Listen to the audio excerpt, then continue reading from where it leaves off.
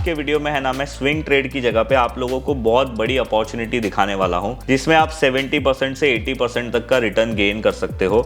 और इसके लिए आप लोग अगर एक दिन बाद भी वीडियो देखोगे तो आप लोगों को कोई प्रॉब्लम नहीं होगी। अगर आप लोगों को वो ट्रेड में 70% से 100% तक का रिटर्न मिल सकता है तो क्या वो ट्रेड खराब है? वो ट्रेड हमें नहीं करना चाहिए। आपने देखा होगा जो बड़े बड़े इन्वेस्टर है वो अपने स्टॉक में उनका इतना हाई कन्विक्शन होता है, तो आप सोचो कि अगर इंडेक्स का ही इतना अच्छा ग्रोथ होने वाला है तो उसके अंदर जो स्टॉक्स है वो कितना चले। वो और नीचे चला गया और फाइनली उसका प्राइस हो गया 70 रुपीज। क्यों एग्जिट करोगे? क्योंकि एक नॉर्मल इन्वेस्टर क्या सोचेगा कि ओ भाई साहब, मेरा इतने साल बाद मेरा प्राइस आया है, चलो एटलीस्ट जो मैंने पैसा डाला था वो ही वापस आ रहा है, मैं लेके निकल जाता हूँ। नमस्ते दोस्तों, मैं विजय ठक्कर और आप लोगों का सबका स्वागत करता हूँ हमारे एक नए वीडियो में। अभी वीडियो शुरू करने से पहले आप लोगों को थैंक यू बोलना चाहूंगा, बिकॉज हमारा 21 और 22 मई को एक लाइव ऑनलाइन वेबिनार था और आप लोगों का सबका उसको बहुत प्यार मिला। और ये वेबिनार बेसिकली क्या था, मैंने 21 को 2 स्ट्रैटेजी सिखाई थी, इंट्राडे की और शॉर्ट टर्म इक्विटी की, और 22 को हम लोग ने वो स्ट्रैटेजी को लाइव मार्केट में हम लोग ने अप्लाई किया था। और इंट्राडे के बेसिस पे तो जो हमारा रूल है उसके बेसिस पे कोई ट्रेड नहीं आया था, बट जो दूसरी स्ट्रैटेजी थी और उसके बेसिस पे हम लोग ने कुछ ट्रेड किए,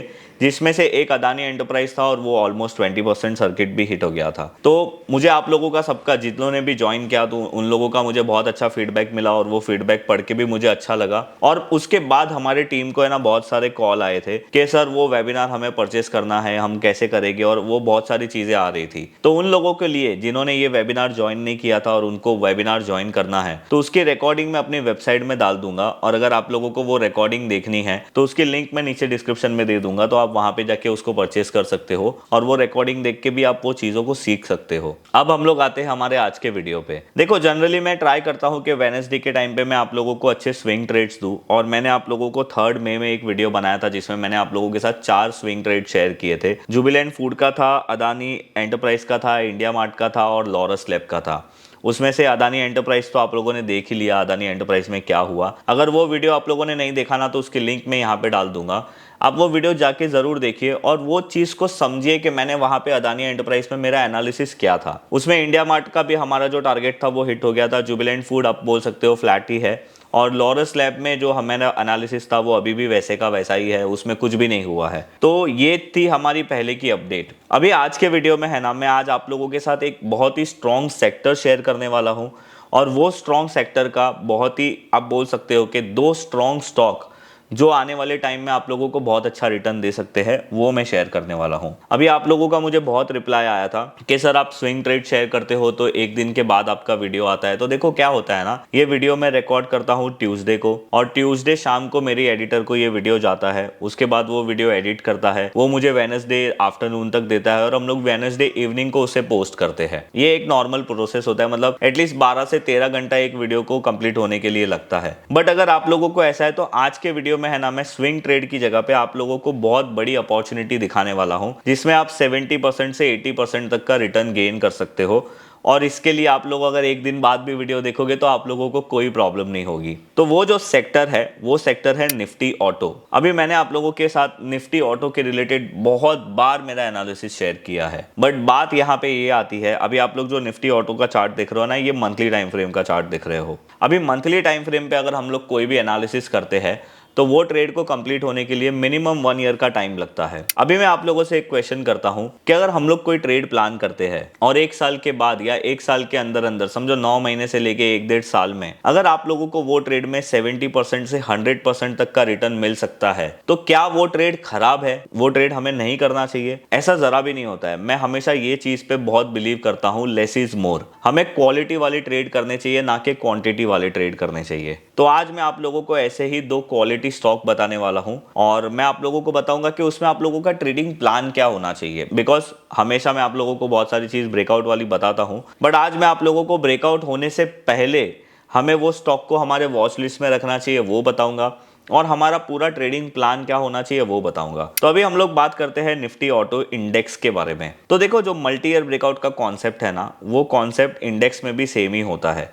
अभी यहाँ पे आप क्लियरली देख सकते हो कि 2018 का इसको रेजिस्टेंस था 12,100 के आसपास। उसके बाद कोविड में इसने यहाँ पे लो मारा, यहाँ पे इसने एक टेस्ट किया, फिर वापस से थोड़ा कंसोलिडेट हुआ और फिर से इसने यहाँ पे रिसेंटली जुलाई 2022 में ब्रेकआउट दिया। अब जनरली क्या हो जाता है, कोई नॉर्मल आदमी जो होता है ना, मैं रिटेल ट्रेडर नहीं बोलूंगा, मैं नॉर्मल लेमैन पर्सन की बात करूंगा, जो नॉर्मल होता है, जिसको स्टॉक मार्केट के बारे में ज्यादा नहीं पता होता है, पर उसको ये पता है कि ये सेक्टर स्ट्रांग है। अगर समझो किसी ने यहाँ पे ऑटो सेक्टर में जुलाई या अगस्त में इन्वेस्ट किया था लास्ट ईयर, और अभी आप देखोगे कि ये सेक्टर 1 2 3 4 5 6 7 8 9 महीने तक तो ये सेक्टर ने अच्छा खासा कंसोलिडेट यहाँ पे आप देख सकते हो किया, और अभी 10वें महीने में ये सेक्टर वो कंसोलिडेशन का भी लेवल ब्रेक कर रहा है। तो जनरली नॉर्मल जो आदमी होते हैं ना, वो इतना बड़ा कंसोलिडेशन तक कोई भी स्टॉक को या कोई भी इंडेक्स को होल्ड नहीं कर पाते हैं। आपने देखा होगा जो बड़े बड़े इन्वेस्टर है, वो अपने स्टॉक में उनका इतना हाई कन्विक्शन होता है कि वो 4 साल 5 साल 10 साल तक रुकते हैं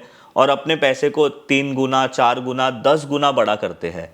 और हम लोग एक नॉर्मल 50-100% रिटर्न जनरेट करने के लिए किसी स्टॉक को या इंडेक्स को 1 साल तक भी होल्ड नहीं कर पाते। यही एक बहुत बड़ा बोलते हैं ना कि ड्रॉबैक है एक नॉर्मल ट्रेडर में और एक सक्सेसफुल ट्रेडर या इन्वेस्टर में आप बोल सकते हो। तो मेरी बात ये है यहाँ पे कि ये इंडेक्स ने ब्रेकआउट दिया था जुलाई 2022 में, उसके बाद भी ये इंडेक्स अच्छा था, कंटिन्यूसली अपने ब्रेकआउट के पास कंसोलिडेट कर रहा था, और यहाँ पे जितने भी वीक हैंड थे ना, सब वीक हैंड निकल चुके हैं। अभी वापस से ये इंडेक्स ने अपने कंसोलिडेशन का हाई ब्रेक किया है, और अभी 13,453 ब्रेक करने के बाद ये अभी देखो, ये मंथली चार्ट है, अभी तक मंथ खत्म नहीं हुआ है। आज 23 मई है जब मैं ये वीडियो रिकॉर्ड कर रहा हूँ। ऑलमोस्ट एक हफ्ते में ये महीना खत्म हो जाएगा। मैं ऐसा अज्यूम कर रहा हूँ कि ये कैंडल स्ट्रॉन्ग ही क्लोज आएगा, नहीं आएगा तो उसकी मैं आप लोगों को आगे अपडेट दे दूंगा, पर अभी मैं ऐसा अज्यूम कर रहा हूँ कि ये कैंडल क्लोज ही आएगा स्ट्रॉन्ग। तो हमें कौन से स्टॉक पे ध्यान देना चाहिए? अगर आप इंडेक्स का टारगेट देखो तो आप लोगों को सिंपली है इसकी रेंज निकालनी है, और रेंज निकालने के बाद यहाँ पे ब्रेकआउट के बाद ऐड कर देनी है। अभी ये इंडेक्स 13,900 पे चल रहा है, ये इंडेक्स का ही टारगेट 19,800 आ रहा है। तो आप सोचो कि अगर इंडेक्स का ही इतना अच्छा ग्रोथ होने वाला है तो उसके अंदर जो स्टॉक्स है वो कितना चलेंगे। अभी देखो, ये इंडेक्स के अंदर सबसे पहले जो ब्रेकआउट है ना, वो M&M ने दिया था 900 के आसपास। उसके बाद M&M अच्छा चल गया, उसके बाद इसने एक TVS मोटर ने ब्रेकआउट दिया था, वो भी अच्छा चल गया। अभी वो ऑलमोस्ट अपने टारगेट्स के पास है। अभी रिसेंटली मैंने आप लोगों के साथ एक संडे वाले वीडियो में बजाज ऑटो के बारे में शेयर किया था, किंग कैंडल के कॉन्सेप्ट पे, तो वो बजाज ऑटो भी चल गया। अभी मैं आप लोगों को वो 2 स्टॉक बताने वाला हूँ जिसके ऊपर आप लोगों का ध्यान रहना चाहिए। आने वाले टाइम में ये 2 स्टॉक्स में आप लोगों को अच्छी रैली देखने मिल सकती है। पहला स्टॉक है टाटा मोटर। अभी टाटा मोटर का मेरा एनालिसिस क्या है, बहुत ही सिंपल है। आप यहाँ पे देख सकते हो टाटा मोटर ने 2015 में यहाँ पे एक टॉप बनाया था, उसके बाद दूसरा टॉप वापस से यहाँ पे 2016 में बनाया था, जिसे हम लोग नॉर्मली डबल टॉप बोलते हैं। उसके बाद टाटा मोटर इतना गिर गया, ऑलमोस्ट 70 रुपीज़ हो गया था 600 रुपीज़ से। वापस से टाटा मोटर यहाँ पे आया, कंसोलिडेट किया, और अभी एक सेकेंड अटेम्प्ट हो सकती है ब्रेकआउट के लिए। अभी देखो यहाँ पे मैंने एक रेजिस्टेंस लेवल ड्रॉ कर दिए है, वो है 545 से लेके 530 का। अब ये रेजिस्टेंस लेवल आप लोगों को क्या बताने की कोशिश कर रहे हैं, मैं आप लोगों को है ना यहाँ पे एक साइकोलॉजी वाली चीज बताता हूँ। समझो आप एक इन्वेस्टर हो और आपने 2017 और 16 में टाटा मोटर को 550 में खरीदा था या 600 में खरीदा था। उसके बाद आपने टाटा मोटर आपके प्राइस से 20% नीचे चला गया, तो आपने सोचा कि अभी ये टाटा मोटर है, इंडिया की इतनी अच्छी कंपनी है, इसको क्या होगा, मैं इसके अपने पोर्टफोलियो में रखूंगा। वो और नीचे चला गया और फाइनली उसका प्राइस हो गया 70 रुपीज। अभी ये केस में एक नॉर्मल इन्वेस्टर क्या सोचता है कि भाई मैंने जो स्टॉक 600 रुपए में खरीदा था वो 70 रुपीज का हो गया है, अभी इसको बेच के मेरा क्या फायदा। अल्टीमेटली वही ख्याल आते हैं हमारे मन में कि ये इंडिया की सबसे बड़ी कंपनी है, टाटा है, और आप इमेजिन करो 70 रुपीज में आपने कुछ भी नहीं किया, बहुत साल बाद आपको 2022 में, मतलब आपने 2017-16 में खरीदा था और 2022 में आपके प्राइस के आजू बाजू वाला प्राइस फिर से मिल रहा है। तो अभी मैं 2 मिनट यहाँ पे रुक के आप लोगों को एक क्वेश्चन पूछूंगा कि आप ये लेवल पे क्या करोगे। मुझे पता है आप लोग एक ही चीज़ बोलोगे कि हम लोग ये स्टॉक में हमारा मतलब एग्जिट करेंगे। क्यों एग्जिट करोगे? क्योंकि एक नॉर्मल इन्वेस्टर क्या सोचेगा कि ओ भाई साहब, मेरा इतने साल बाद मेरा प्राइस आया है, चलो एटलीस्ट जो मैंने पैसा डाला था वो ही वापस आ रहा है, मैं लेके निकल जाता हूं। तो आप यहाँ पे देखो, यहाँ पे बहुत साल बाद ये स्टॉक ने ये लेवल पे रेजिस्टेंस लिया, मतलब यहाँ पे ब्रेकआउट करने की अटेम्प्ट की थी। फर्स्ट अटेम्प्ट में यहाँ पे इतनी सेलिंग आई। आप लोगों को पता है ये सेलिंग किसकी होती है? जो 2016 में, 17 में, 15 में जितने भी वो साल के टाइम पे जितने भी इन्वेस्टर या बड़े लोग भी, जो भी म्यूचुअल फंड हाउस है, वो लोग घुसे थे, वो लोग ये प्राइस पे फिर से एग्जिट लेते हैं। वो लोग सिर्फ यही सोचते हैं कि हमारा प्राइस आ गया, हम एग्जिट कर लेते हैं। अब एक जो भी ये स्टॉक को चलाता है या जो भी बड़ा प्लेयर होता है, जो इन्वेस्टर होता है ना, वो क्या करता है, वो उन लोगों को एग्जिट करने देता है और उसी टाइम फ्रेम को हम लोग बोलते हैं कंसोलिडेशन। तो देखो यहाँ पे कंटिन्यूसली अभी बहुत लोगों की एग्जिटिंग हुई और फाइनली यहाँ पे अभी टाटा मोटर अपने वो बड़े ब्रेकआउट को ब्रेक करने के लिए सेकेंड अटेम्प्ट कर रहा है और वो लेवल कौन सा है, 550। अभी यहाँ पे मेरा ट्रेड प्लान क्या है, देखो मैं आप लोगों को क्यों बताता हूँ कि आप लोगों को ट्रेड प्लान करना चाहिए और फिर एग्जीक्यूट करना चाहिए, क्योंकि अगर आप प्रॉपर ट्रेड प्लान करोगे ना तो आप लोगों के पास एक प्रॉपर रोड मैप होगा कि भाई मैं यहाँ से चलूंगा, मुझे वहां तक जाना है और यहाँ यहाँ रुकना है। तो उसी तरीके से ये रोड मैप हम लोग बना रहे हैं हमारे फ्यूचर के लिए। अभी टाटा मोटर में मेरा ट्रेड क्या रहेगा, जैसे ये 545 ब्रेक करेगा वैसे मैं बाय करूंगा। वो टाइम पे आप लोग स्टॉप लॉस लगा सकते हो। आप अगर 10% का रिस्क लेना चाहते हो तो 545 माइनस 10 ले लो, या फिर अगर आप लोग ये स्विंग लो का स्टॉप लॉस लगाना चाहते हो 375 का तो आप लगा सकते हो। अब मेरा टारगेट क्या रहेगा वो टाइम पे, यहाँ पे आप लोगों को ये रेंज कैलकुलेशन करनी है और ये रेंज को ब्रेकआउट के बाद आप लोगों को सिंपली ऐड कर देना है। तो अगर आप ये रेंज को ब्रेकआउट के बाद ऐड करोगे तो आप यहाँ पे देखोगे कि 1018 रुपीज़ का टारगेट हम लोगों को आ रहा है। ये हमारा रहेगा ये ट्रेड का टारगेट। अभी आप सोचो, ये ट्रेड आप लोगों ने प्लान कर लिया, आप लोगों के पास एंट्री कहाँ करना है वो नंबर है, आप लोगों को स्टॉप लॉस कहाँ लगाना है वो नंबर है, और आप लोगों को फाइनल टारगेट आपका क्या है, वो प्राइस पे आप लोगों को एग्जिट करना है वो नंबर है। अभी यहाँ पे एक चीज़ नहीं है आप लोगों के पास जिसको लेकर बहुत सारे ट्रेडर साइकोलॉजिकली परेशान होते हैं, वो है प्रॉपर पोजीशन साइजिंग। तो अभी इसमें आप लोगों को क्या करना चाहिए ना, अभी मैंने ये चीज़ बताई तो बहुत सारे लोग क्या करेंगे, अगर अकाउंट 10 लाख का है तो 8 लाख का तो टाटा मोटर ही ले लेंगे। ऐसा नहीं करना चाहिए। आप लोगों को प्रॉपर पोजीशन साइजिंग कैलकुलेट करनी चाहिए कि ये ट्रेड में आप कितना रिस्क लेना चाहते हो और कितने पॉइंट के हिसाब से वो कितने क्वांटिटी आप ले सकते हो, उसी के बेसिस पे आप लोगों को ये ट्रेड लेना चाहिए। क्योंकि अगेन ये ट्रेड है मंथली बेसिस पे और ये ट्रेड को कंप्लीट होने के लिए 1 साल से 1.5 साल लग सकता है। 1 साल के अंदर भी हो जाएगा, पर इतना टाइम एक्सपेक्टेशन लेके चलने का। अभी समझो अगर ये स्टॉक ने भी ये ऑटो इंडेक्स के जैसे ब्रेकआउट देने के बाद 4 महीना 5 महीना कंसोलिडेट किया तो आप लोग क्या करोगे, सोचो आप लोगों ने 10 लाख के अकाउंट में 9 लाख का ये स्टॉक खरीद लिया तो आप लोगों का पेशेंस और साइकोलॉजिकली आपको बहुत प्रॉब्लम होगी और आप शायद ये स्टॉक को एग्जिट कर दोगे और उसके बाद ये चलेगा। तो इसीलिए आप प्रॉपर पोजीशन साइजिंग करो, उसी के बाद लो।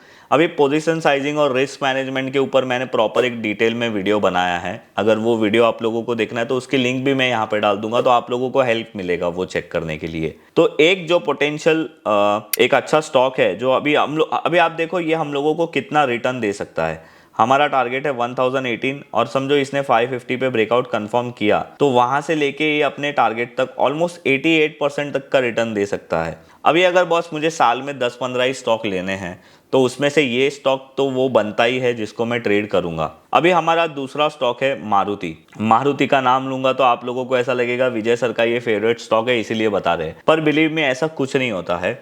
ये स्टॉक में एक अच्छी चीज बन रही है इसीलिए मैं आप लोगों को बता रहा हूं। अभी आप यहाँ पे देखो मारुति का एनालिसिस क्या है। मारुति का जो मेजर रेजिस्टेंस था ना वो ये है, और वो रेजिस्टेंस भी देखो इसमें भी टाटा मोटर जैसा ही हुआ था। यहाँ पे इसने एक हाई बनाया था 2017 में, फिर वापस से एक हाई बनाया 2018 में, इसको ऑलमोस्ट डबल टॉप बोलते हैं। उसके बाद ये स्टॉक आधा से भी कम हो गया था, फिर ये स्टॉक ने वापस से पहला अटेम्प्ट, याद आया आप लोगों को फर्स्ट अटेम्प्ट में क्या होता है, आप लोगों को याद है, अभी मैंने आप लोगों को थोड़ी देर पहले बोला था जो भी इन्वेस्टर यहाँ पे एंट्री किए होंगे उन लोगों का प्राइस इतने साल बाद यहाँ पे आता है तो वो लोग एग्जिट होते हैं, और उन लोगों के एग्जिट के वजह से रेजिस्टेंस के पास स्टॉक थोड़ा कंसोलिडेट होता है। तो वही चीज इसमें भी हुई है और अभी ये स्टॉक फाइनली अपनी सेकेंड अटेम्प्ट करने के लिए आ सकता है। तो ये स्टॉक का जो रेंज है ना ब्रेकआउट का वो है 9907 से लेके 9750 का। तो अगर ये रेंज के बाहर ये स्टॉक मंथली बेसिस पे क्लोज होता है और निकलता है तो आप लोगों को बाय करना चाहिए। यहाँ पे भी सेम है, ब्रेकआउट के बाद आप 10% का या 15% का डाउनसाइड में रिस्क ले सकते हो या फिर स्विंग लो को एज अ स्टॉप लॉस लगा सकते हो। इसका टारगेट कैलकुलेट करना भी बहुत सिंपल है, आप लोगों को रेंज निकालना है और रेंज को ब्रेकआउट के बाद ऐड कर देना है। आप लोग यहाँ पे देख सकते हो हमारा जो एक्सपेक्टेड टारगेट है वो समवेयर अराउंड 16,000 आता है। अभी आप एक चीज़ देखो, अगर आप लोग कोई स्टॉक 9,700 में या 10,000 में खरीद रहे हो और उसका जो हमारा टारगेट है वो 16,000 आ रहा है तो इसमें भी हम लोगों को 65 से 70% तक का रिटर्न मिल सकता है। अभी अगेन मैं आप लोगों को यही क्वेश्चन पूछूंगा, अगर आप ये स्टॉक को 1 से 1.5 साल तक होल्ड करोगे और आप लोगों को लार्ज कैप स्टॉक में 65-70% रिटर्न मिलेगा, तो आप लोगों मुझे बताओ कि क्या प्रॉब्लम है। रिसेंटली ये स्टॉक ने 90 रुपीज़ का डिविडेंड भी दिया है, शायद जब तक हम इसको होल्ड करेंगे ब्रेकआउट करने के बाद और ये 2 या 3 बार डिविडेंड भी दे देगा तो वो भी एक अलग चीज हो जाएगी। बट अगेन ये दोनों स्टॉक में अभी भी ब्रेकआउट नहीं हुआ है। मैंने आप लोगों को ये पूरा एनालिसिस बताया है इसलिए कि आप लोग मुझे हमेशा बोलते हो कि आप ट्रेड देने के बाद ट्रेड बहुत जल्दी ऊपर चले जाता है, तो मैंने आप लोगों को कुछ ट्रेड शॉर्ट टर्म के एडवांस में समझा दिए हैं। अब आप ये ट्रेड को अपने वॉच लिस्ट में रखिए, ये दोनों स्टॉक को, और जब भी इसमें ट्रेड एक्टिवेट होता है तो ज़रूर ट्रेड करिए। यहाँ पे मैं आप लोगों को एक डिस्क्लेमर भी दे देता हूँ, ये दोनों स्टॉक में से एक स्टॉक में मेरी पोजीशन ऑलरेडी है तो मेरा व्यू बायस हो सकता है, तो आप लोग अपना एनालिसिस प्रॉपरली करिए। मैं यहाँ पे आप लोगों को सिर्फ कॉन्सेप्ट समझाने की कोशिश कर रहा हूँ, मैं आप लोगों को कोई भी बाइंग या सेलिंग रिकमेंडेशन नहीं दे रहा हूँ। बट येस, मेरे एक्सपीरियंस के हिसाब से क्या हो सकता है और क्या नहीं हो सकता है वो चीज़ मैंने आप लोगों को समझाई। तो बस ये था हमारा आज का ये वीडियो। मैंने आप लोगों को 2 पोटेंशियल ऐसे बड़े ट्रेड बताए हैं जो आप लोगों को अच्छा रिटर्न दे सकते हैं आने वाले 1 साल के लिए, और मैंने आप लोगों को उसका पूरा एनालिसिस भी बताया। अभी अगर आप लोगों को ये वीडियो अच्छा लगा है तो आप मेरे वीडियो को लाइक और शेयर कर सकते हो, और अगर आप लोगों को वो जो हमारे 2 दिन का वेबिनार है और आपने मिस कर दिया तो उसकी रिकॉर्डिंग अगर आप लोगों को परचेस करनी है तो उसकी लिंक भी मैं नीचे डिस्क्रिप्शन में दूंगा। 1 महीने के लिए आप लोग वो रिकॉर्डिंग को कंटिन्यूसली देख सकते हो, वो आप लोगों को एक अच्छा है और उसमें आप लोगों को फायदा ही होगा डेफिनेटली। तो बस ये था हमारा आज का ये वीडियो। अगर आप लोगों ने हमारे चैनल को सब्सक्राइब नहीं किया है तो आप हमारे चैनल को सब्सक्राइब जरूर करिए। मैं मिलूंगा आप लोगों से ऐसे ही कोई नेक्स्ट वीडियो में, तब तक के लिए बाय बाय।